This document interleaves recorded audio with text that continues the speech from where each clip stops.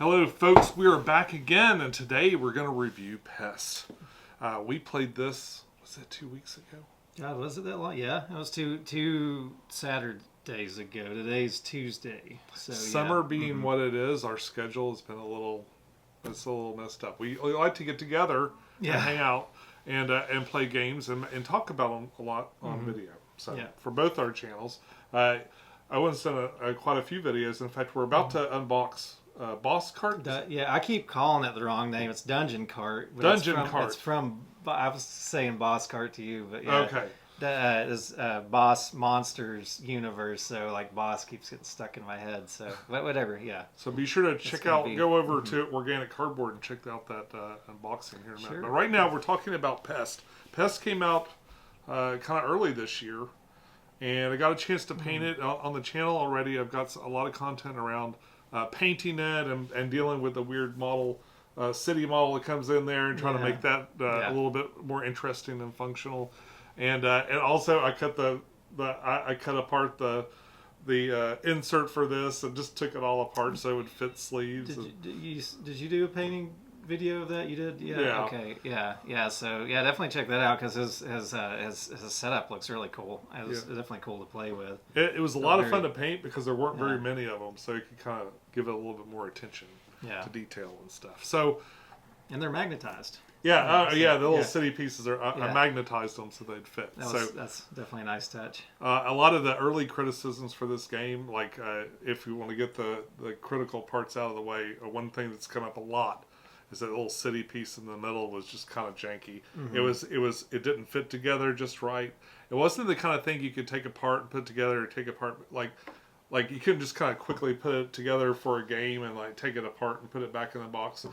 You probably could if you want to keep it in its own box and stuff, but like we were talked about before with the inserts, it was more of like a shipping insert. Yeah, and you even had to like cut up your insert to get everything to fit in there right after you sealed yours all together. But it did not accommodate. It didn't accommodate sleeved cards, and I really for that's another video we did. It was all sleeving cards. I really wanted to sleeve these cards because I don't want to be scared to bring this one out and play it at the store, which is what we did a couple of weeks ago. We took this all the way up to 5 players. Yeah.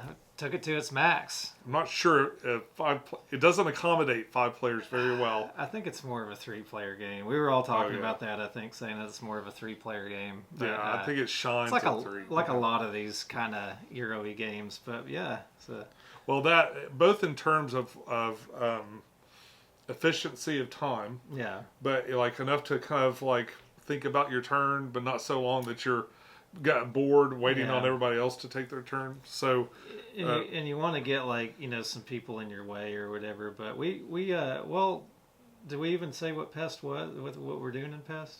No, I know. Probably we skipped all over that. Talked about we're straight to the heavy criticism.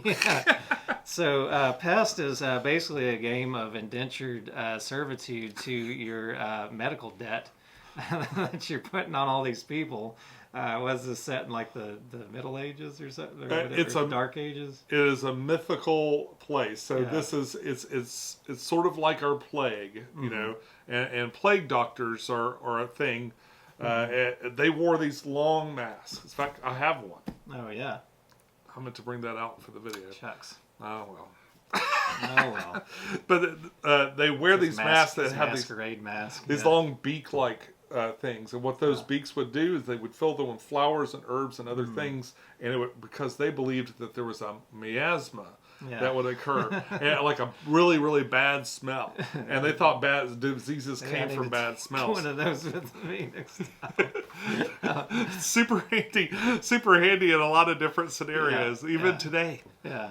But anyway, so that's what they are. You're all plague doctors. You're going around, and you're not just curing people. You're rebuilding. You're building cities and all different types of buildings and stuff like that. And whoever is the most influential and does the most gets renown, and that's what our points. Yeah, it's almost like you're some little like whatever lords or something that are also medical people, and everybody that you heal becomes like part of your potential workforce. Or you can just have a display of healthy people at the end that give you renown, I guess. It does seem kind of like a medical Bruce Wayne. Yeah. Because he's like, you gotta, they're wealthy if they're building buildings everywhere and stuff like that, and they're dressed all in black and riding, or one's on a horse and stuff, and they're running through. Yeah, so kind of an odd theme, but I thought it was a pretty neat kind of take on the worker placement and like acquiring of workers like a resource, and then I guess it's worker play. I don't know what you call that. Kind of like worker allocation or something. Like I don't know. Yeah. You're not getting them back. You're just placing them. Well, you kind of do round, but yeah, they do block up a space, I guess. Yeah. Once you put them somewhere, they're there, right? Yeah. So yeah, they're there. Until the round ends or the year or whatever era. Yeah. Well, okay. So we have so the game's set up where you have so I'm confusing the two because there's the sick people that you're healing, and then you're putting those to work in your buildings. Oh, that's but there is kind of a worker placement aspect where you have assistants. So right. So I'm confusing the two things together. Well, it's how you take your actions. It's this grid. It's like this, is a tic-tac-toe grid, basically. Yeah, and that's one of the neater things, I think, with the game. You have rows and columns of actions. So you've got like 3 columns, 3 rows that intersect. Wherever you place your assistant at, it's going to take up one of those spaces for that round. And it's also you're going to be able to do both of the column action and the row action. And then you're not going to be able to do that combination of the two. Again, you might be able to take the same column and do another action with it, or take the same row but a different columns action. So one of the things we always pointed out playing the game is it's funny how they never allow you to move and build at the same time, because those very annoying. Those are in the same. It's like move, build, and what is it? One other. I don't remember what the other the third one is. It's like the harvest or the is the harvest separate? Yeah. So that's pull out a rule book. Yeah. but like they take some of your bigger it's almost like the column ones are the bigger actions, and the ones on the left are the maybe smaller actions. Except one of them is also research, I think, too. So I feel like you're probably right on the harvest. Yeah, so across the top you've got harvest, move, and build. And then on the way down, you've got technology, which we'll tell you about in a second. We have place a worker, which will let you assign the people that you've cured either to your lab to help you find more technology, or to one of the buildings that you built to produce things. And then the last one is cure. So it's a cross section of those two things. Like, so for example, you could harvest and cure. You get more herbs and stuff, which is the currency used to pay to cure people. Yeah.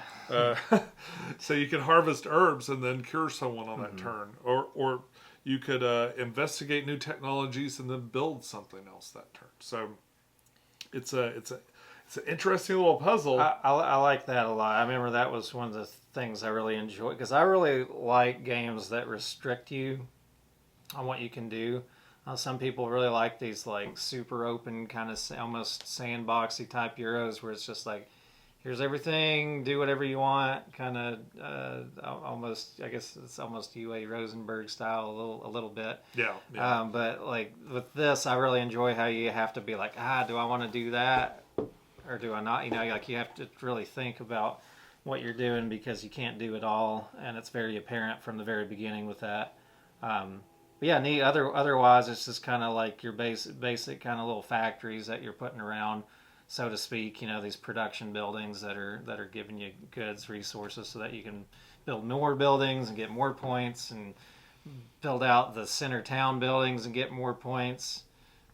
It's really easy to teach. There's no mechanisms in here where, if you play very many games at all, there's not any mechanisms in here that are going to really surprise you or confuse you or anything. And that action selection where you're picking that cross section is probably the most unique element of the game. Yeah, and then you have kind of like a tiny epic style little track there to keep up with your resources that you have. So you've got you got 4 main different resources, and then you've got gold. That's a wild resource. You have a limited amount of room for those. You've got the sick people are like the big thematic add-in for the game, so like they get in the way. You're picking those people up as you're moving around the board, and you've got like, I don't know, like some little a gypsy cart full of sick people that are occasionally bogging you up over the course. But they keep you from doing so. Like they can block up your ability to do your actions as efficiently. Or eventually they start hurting you with points. Well, the thing is, as you collect technology cards, you become even more and more kind of powerful. Yeah. These technology cards break rules or give you buffs that can make you almost invincible, if not for all the sick people that you got to deal with. Yeah. You got to have food to feed them. You got to have herbs to cure them. But the more of them you pick up, ultimately is a game-winning thing. That's where you get a lot of points. Yeah, and those that's certainly a neat aspect that I think a lot of games kind of do, where you start to develop your own personal asymmetry with your because we don't start with any asymmetry on the game really. I don't even maybe a little bit with like your initial placement of where you're at on the map and what it's producing, but otherwise those technologies that you're getting, though, you're going to have up to 3 of them at a time, and they really give you like some game breaking abilities. Some of them aren't as like immediately strong, I guess, or just like they're obviously strong. Some or situational, or stronger over time. Yeah. But you're playing around with those, and you can swap them out as you go, so you fill up your whole area of them, and then you can trade out new ones, and you get points for the ones that you complete, that you don't actually lose having purchased the old ones. They're still giving you points, so that's kind of neat. But yeah, like, and that's a fun thing, I think, about playing this with, like, so we played it 2-player, and we played it 5-player. Have you played it more? I played it 4-player also. And I thought 4-player was okay. Mm-hmm. I thought 5-player was okay, but my mind was very occupied the entire time watching the game, because I taught 3 of the people, and I would have played, but it had been months and months and months. Yeah, so I had to relearn a bunch of stuff. Yeah. So it came back quick, but yeah. So I think you get this weird. When you're teaching the game, you kind of have a different perspective on it, because you're real engaged the entire time, whereas maybe you wouldn't be so much. Yeah, we definitely had some complaints. Everybody was enjoying the game around, but there was definitely some complaints around the board, though, too, of like, this is fun and all, but it's just it took us a while to finish. Yeah. I mean, I was fine. I could have just kept playing, but yeah, it was kind of like towards the end. We go through, what is it? It got a little long. That particular day. It's 6 rounds basically that we go through. Yes. Is that correct? Yeah, like 6 rounds. But each round, 6 rounds within 3 eras. Each era is broke up into 2 rounds, and so every time you go into a new era, you get an extra assistant. So basically, an extra worker placement character. And so you're getting to take a lot more actions by the end. So I guess maybe that's for like the beginning. Feels a little shorter, you can't do as much, and then it kind of like that last bit on a 5-player game can feel like it's dragging out a little bit, especially people that haven't played the game before, and there's some I mean, I don't think AP was too crazy in the game, but no, you are. It's a fairly concise decision tree that you're going to make. But the other thing too is these rounds are really interesting the way they work. Is they have if you want to read the flavor text, they're pretty thematic. I thought they kept the theme going. The plague is kind of spreading throughout, and the way it spreads is randomly through these event cards. So basically, there's like an event and there's a reward card. The reward card will give whoever's got the most points at the beginning of the round. You get another little buff, and there's a lot of little buffs like that. The game's always kind of giving you something. They give you some directions to go in era to era, and that's I like that a lot, and especially in games that can feel like there's a lot of different directions, and why are you going one way or another? Yeah, those little small objectives kind of give you something to focus on, and you can completely forget about them too. There's probably it's the same thing that happens to me playing like Wingspan and stuff like that, where they give you these round goals or whatever. And I probably play them to my detriment, because I'll try to focus on them too much, and it's probably not the most optimal way. There's certainly a lot of strategy on the board where the different resources are produced, and like just the points that you get just for building into the bigger towns and doing it before everybody. That was kind of my strategy. I think the last one was like almost all of my buildings were in the bigger point scoring spots on the board. But otherwise, I was trying to keep up at least somewhat with what those round goals were doing too. It's tough. It's got a capital city element too, where you're basically throwing people in there to get influence and points and benefit also.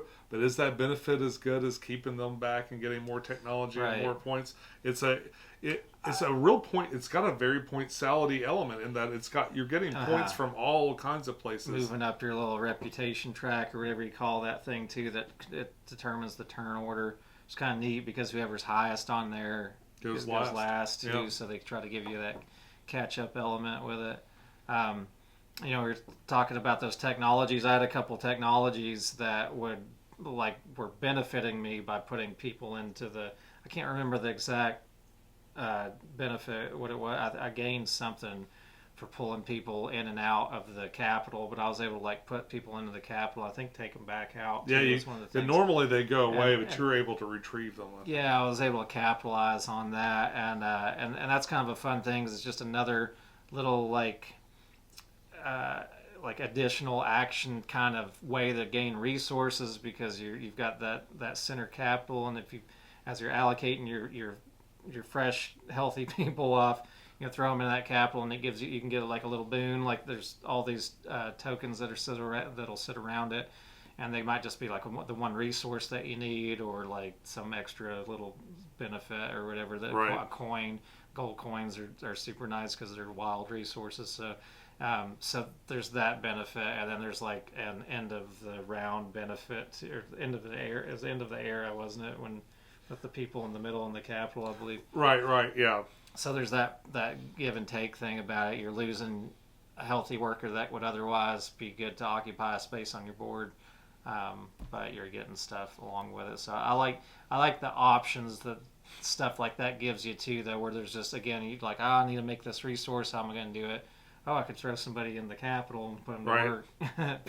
Put that person to work because they're all your indentured servants. Once you heal them, they're all under your extreme medical debt that they're never going to get out from under for the rest of the game. They work for you now.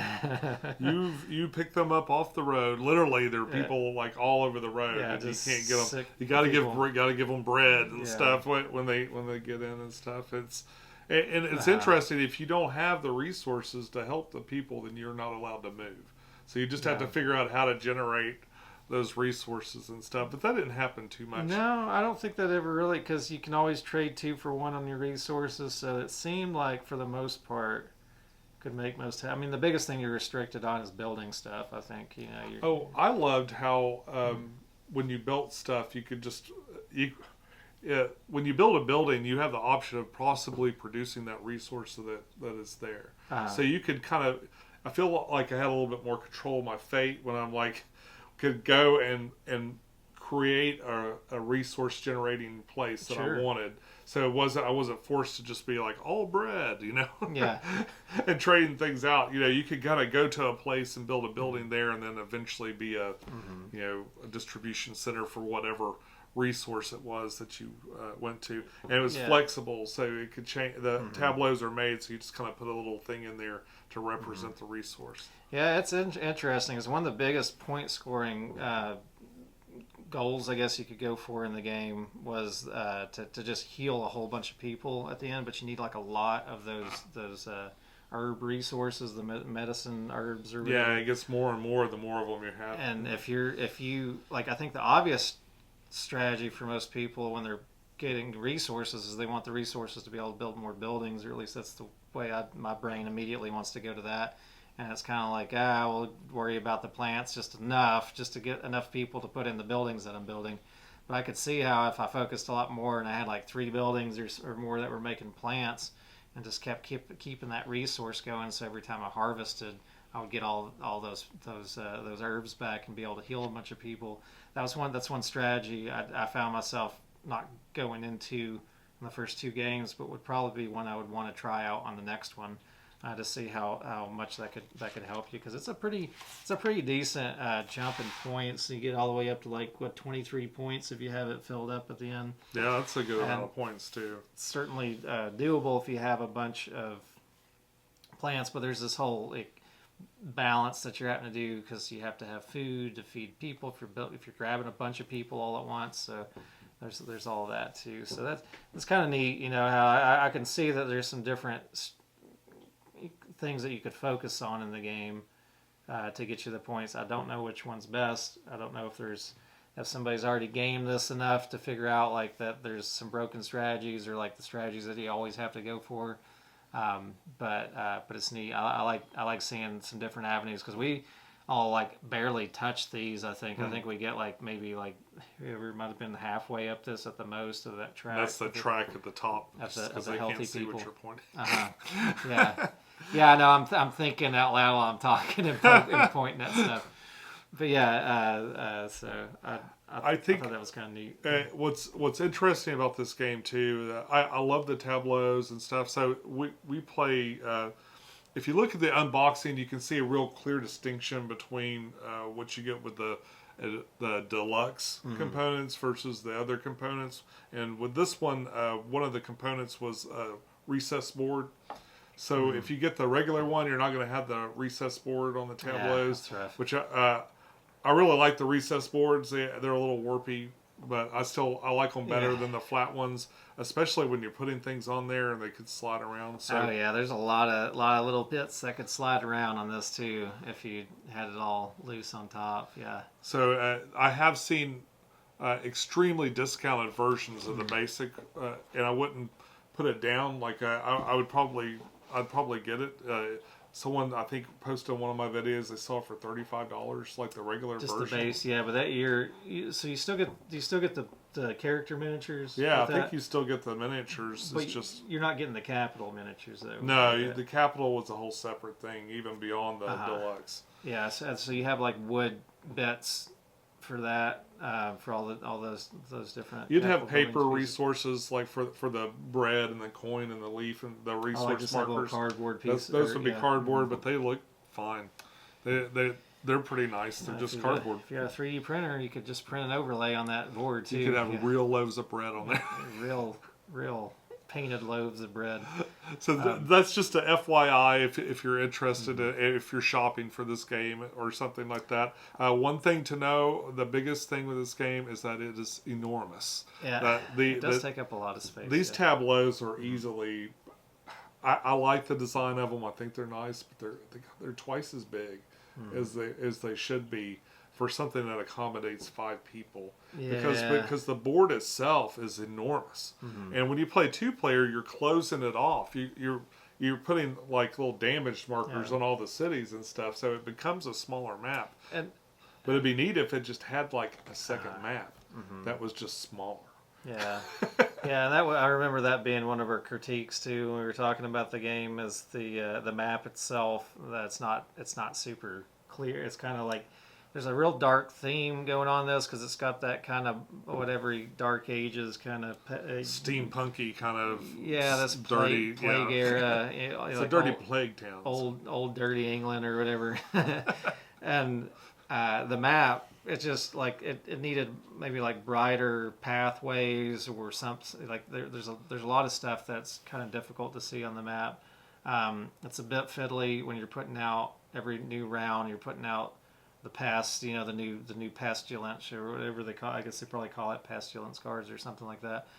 And there's all these little icons all over the board, and we all have to work together. Like the whole table, even with 5, we're all kind of like helping each other. You had to find all the little it's very easy to miss all that stuff. Bread Town is tough, and then you put the little green guys, which is the sick people. You put them down, and then you cover that icon, and then you can't find it next time you're going through. So. Yeah, I could definitely see an improved version of this potential. I don't know if they'd ever make it, just because it's like it depends how. They're about to do a reprint. I think they're doing a reprint and also an expansion for this. I could imagine them putting out some cards even with those pestilence cards when you're pulling them out again each round, showing where all the new sick people are showing up at. Like they do for the setup ones. When you're setting it up, it shows you like a little mini map and shows you little points on the board, and you could do that same thing to know that you're hitting all the points. You could even have a number of them, like a number to show, like there's 8 spots or something or whatever. It's probably that's a really good idea. Yeah. And So there's some little tweaks that they could do, but overall, I did really like the art of it. I like the dark art of it. I thought it all. The map was just a little hard to read. Some of the ins and outs of the roads were kind of ambiguous, like it was hard to tell for sure, or maybe your brain perceived that there was a road where there was no road. That happened to me a couple of times. I'm like, I'll go to there, then there's no road there. Oh, I guess I'm going around the long way. Yeah. So there's a little bit of that, but there was some color issues. There were some color matching issues that they're supposedly addressing in the reprint and stuff. And mostly it was the red color. The red color of the meeples and stuff did not match at all the printed pieces and stuff. I actually had a little talk with some of our friends who played this game, and they had some opinions on it too. Let's hear those now. Tell me one thing you liked about the game, and maybe one thing you would change if you made this game. Well, there's tons of tiny little meeples. I love these little guys. Lots of fun worker placement and some unique mechanic with the grid of the worker placement.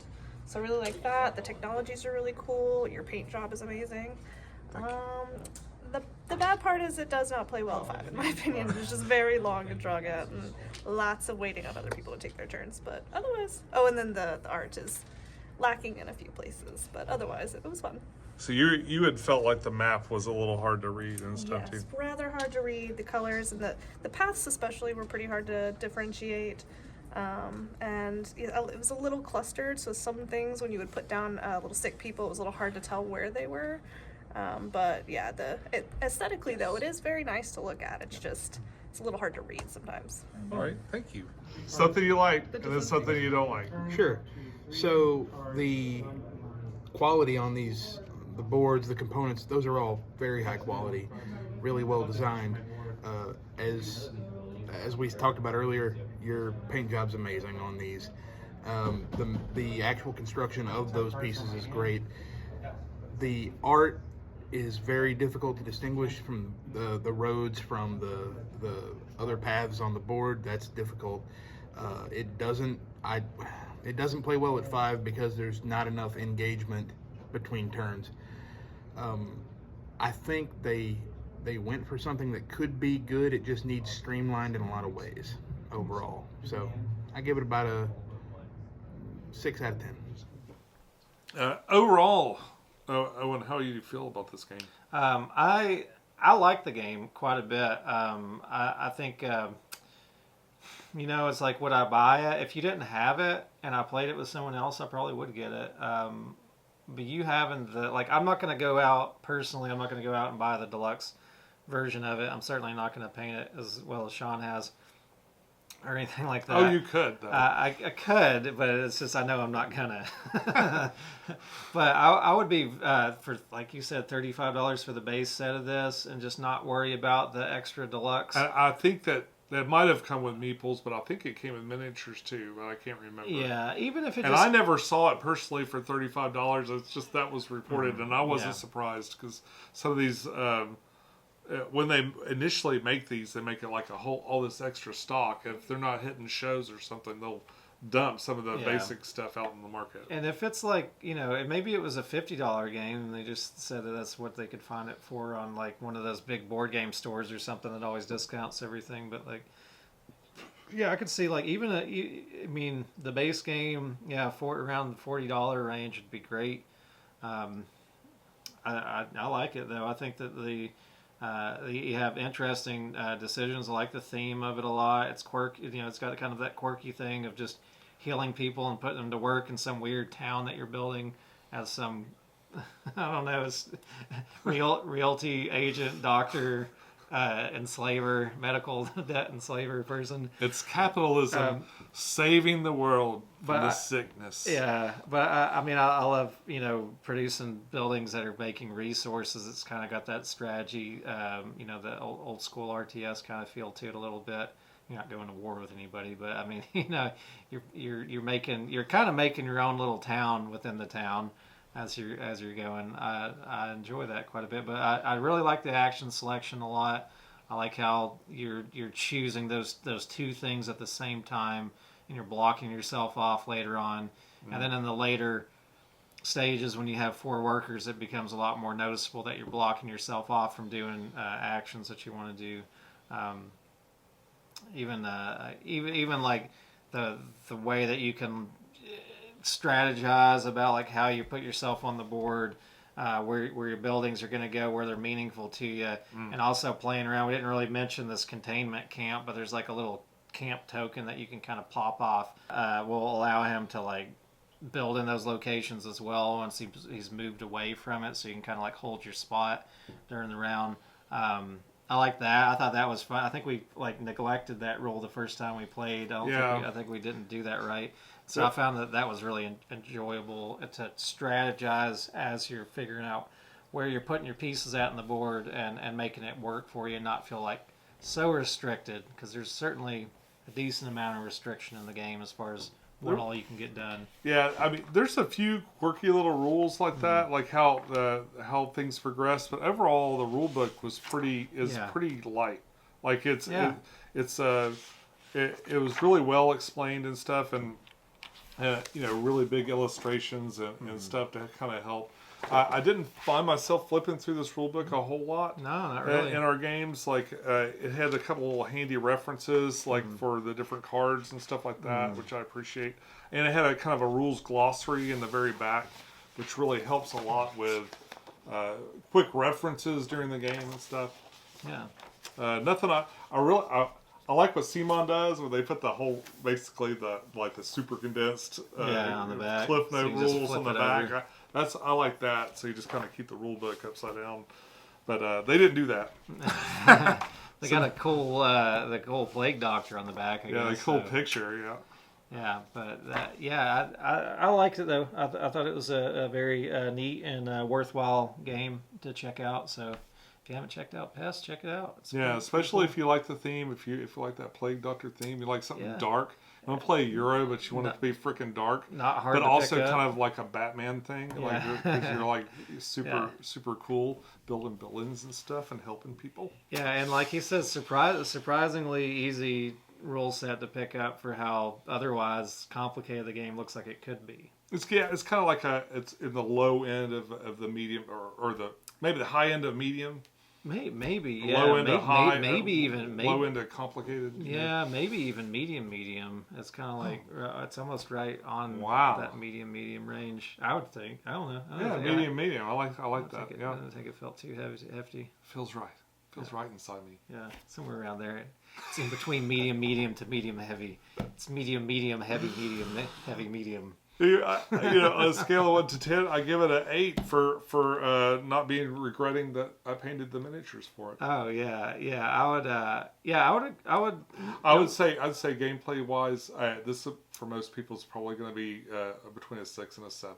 Yeah. Like it's fun, but maybe they wouldn't rush out unless they really like the theme. It's at least a 7.5 for me. Yeah. At least a 7.5. I think I would maybe need to play it a little more to decide if it's an 8, but it very well could be an 8 as well for me too. I like it. I thought it was really neat. Like I said, I would probably have gotten it if Sean didn't have it. Yeah, it's funny. We could do a whole nother video on games I won't buy because my buddy's got them. Yeah, right. A lot. There's a lot of us. Yeah. We got to team up to kind of get all these games. There's thousands of games produced every year. Yeah, it definitely helps. Yeah. So if you find yourself looking at a good deal for this, or maybe you just really, if you like the theme, just go get it. Mm-hmm. I mean, you've seen pictures of the game state. Keep an eye out for the reprint. The reprint's about to happen. So and this reprint's coming up now. They're adding some expansions and stuff like that. They're not sending me anything. They have no idea who I am, so I'll be getting it when you do, which is a year or two from now. Yeah.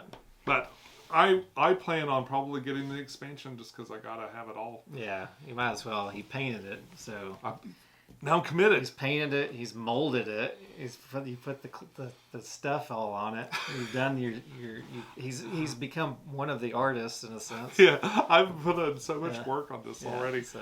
They also, along with this Kickstarter, they did a little solo game, which I'll be doing a solo game of soon, as I figure out how to film it. Is what I mean by that. Yeah. A lot of these solo games, they get really expansive and stuff, and it's like, how do you film that? Because you got to keep moving the cameras around. Yeah. The secret is just to have a bazillion cameras, and then it works out great. So that's coming up soon. Thank you, Owen, for throwing in on this. No, and of course. Thank you all for coming Always by. a pleasure. We sure appreciate your time. But feel free to subscribe to our channels, the Organic Cardboard and Pecktec Games. Until next time, enjoy your games. We'll see you soon. Bye. Bye-bye.